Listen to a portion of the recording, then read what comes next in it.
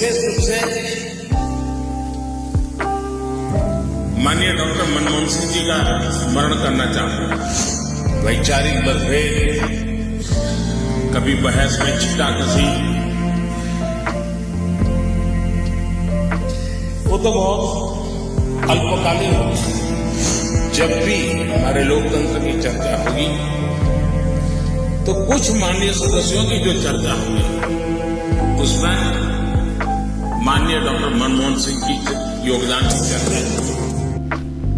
देश के पूर्व प्रधानमंत्री मनमोहन सिंह का गुरुवार 26 दिसंबर को निधन हो गया। उनकी उम्र 92 साल थी। दिल्ली यूनिवर्सिटी में इकोनॉमिक्स के प्रोफेसर से लेकर भारतीय रिजर्व बैंक के गवर्नर, देश के वित्त मंत्री और फिर 10 साल तक देश के प्रधानमंत्री रहने का उनका सफर शानदार रहा। साल 2004 से 2014 के बीच उनकी सरकार ने 5 ऐसे बड़े फैसले किए जिसने देश के लोगों की तकदीर बदल दी, साथ ही देश की इकोनॉमी को भी ग्रोथ देने का काम किया। अगर मनमोहन सिंह की सरकार के सबसे बड़े इकोनॉमिक रिफॉर्म के बारे में पूछा जाए तो वो महात्मा गांधी राष्ट्रीय ग्रामीण रोजगार गारंटी यानी मनरेगा कानून का पास कराया जाना था। इस एक कानून ने देश में पलायन की समस्या पर रोक लगाने में अहम भूमिका अदा की थी। इतना ही नहीं, इस कानून की वजह से गांव, गरीब और अकुशल लोगों के लिए 100 दिन का गारंटेड रोजगार मिलना सुनिश्चित हुआ था। इस कानून ने 2008 की मंदी में देश के अंदर ग्रामीण अर्थव्यवस्था को भी बचाए रखने का काम किया। मनमोहन सिंह की सरकार में सूचना का अधिकार पारित किया गया। इस एक कानून ने इकोनॉमी में ट्रांसपेरेंसी लाने का बड़ा काम किया। इससे सरकार की जवाबदेही और उसकी पारदर्शिता सुनिश्चित हुई, जो ओवरऑल इकोनॉमी के लिए एक अच्छा कदम साबित हुआ। अच्छा कदम। मनमोहन सिंह की सरकार में एक और बड़ा काम भोजन के अधिकार का हुआ। इसके तहत देश के गरीब लोगों को रियायती दर पर भोजन देने का प्रावधान किया गया। इसका फायदा ये हुआ कि देश की एक बड़ी आबादी भूख की चिंता करके देश की इकोनॉमी में अपना योगदान दे। आज देश में जो प्रधानमंत्री गरीब कल्याण अन्न योजना चल रही है वो इसी कानून की बदौलत है। इस कानून ने कोविड के दौरान देश के गरीब लोगों की बहुत मदद की।